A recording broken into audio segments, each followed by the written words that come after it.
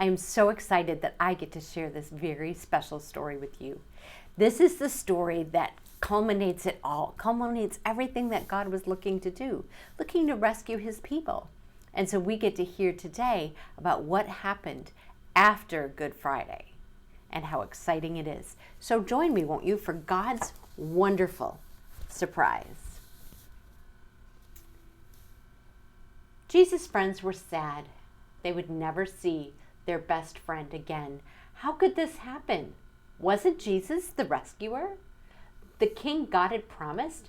It wasn't supposed to end like this. Yes, but whoever said anything about the end? Just before sunrise on the third day, God sent an earthquake and an angel from heaven. When the guards saw the angel, they fell down with fright. The angel rolled the huge stone away, sat on top of it, and waited.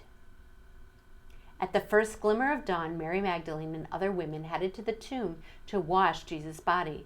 The early morning sun slanted through the ancient olive trees, drops of dew glittering on leaves and grasses, little tears everywhere. The friends walked quietly along the hilly path through the olive groves until they reached the tomb, and immediately noticed something odd. It was wide open. They peered through the opening into the dark tomb. But wait, Jesus' body was gone.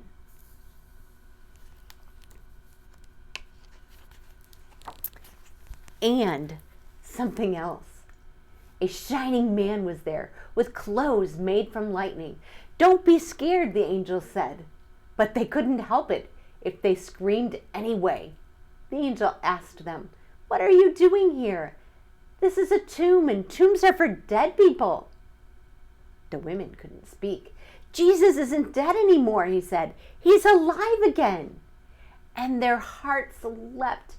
And then the angel laughed with such gladness that they felt for a moment as if they had woken from a nightmare. The other women rushed home, but Mary stayed behind. How could it be true? Jesus was definitely dead. How could he be alive? Just then Mary heard someone else in the garden. Perhaps it's the gardener, she thought. He'll know where Jesus' body is. "I don't know where Jesus is," Mary said urgently. "I can't find him." But it was all right. Jesus knew where she was, and he had found her. Mary. Only one person said her name like that. She could hear her heart thumping. She turned around. She could just make out a figure. She shaded her eyes to see and thought she was dreaming. But she wasn't dreaming. She was seeing Jesus.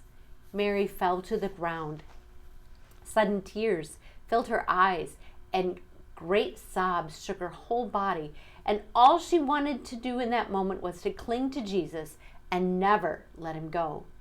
"You'll be able to hold on to me later, Mary," Jesus said gently, "and always be close to me. But now go and tell the others that I'm alive." Mary ran and ran all the way to the city. She had never run so fast or so far in all her life. She felt she could run forever. She didn't even feel her feet touch the ground.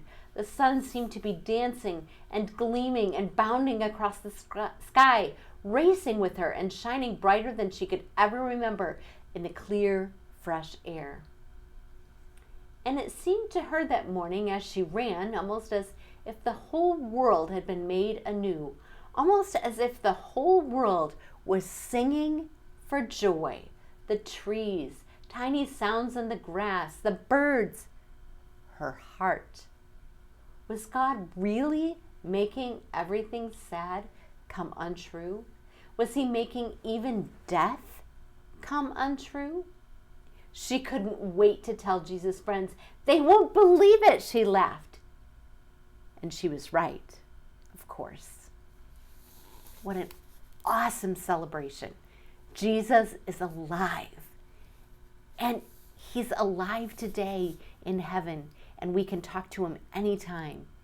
That's amazing. And that's the story of Easter.